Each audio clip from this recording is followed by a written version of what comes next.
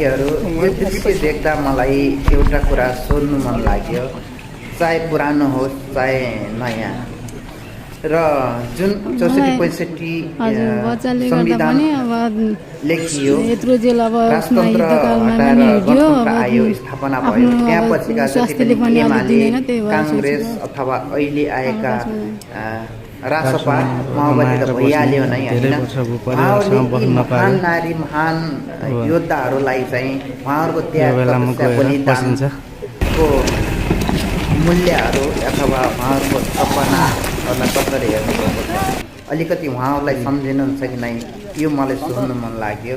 र उहाँहरूको योगदानलाई चाहिँ कतै पनि जुनसुकै पार्टीले राजनीति गरे पनि यो योगदानलाई नबिर्सिनु होला। समायोजनमा गएर अब देशको निम्ति नै लड्ने योगदान चाहिँ सधैँ स्मरण गरिरहनु होला। र अहिले भनेको जिउँदो इतिहास हो, त्यो इतिहासका ती 10 वर्ष सशस्त्र गरेर आएका अझ पनि जीवित हुनुहुन्छ उहाँहरू, महान योद्धाहरू, उहाँहरूको सम्मान गर्नुहोला, चाहे जुनसुकै पार्टी आए पनि, किनभने उहाँहरूको त्याग तपस्या बलिदानले गर्दा तपाईँहरूले अहिले राजनीति गर्न पाउनुभएको छ र तपाईँहरूले राजनीति गरिरहनु भएको छ। यो व्यवस्था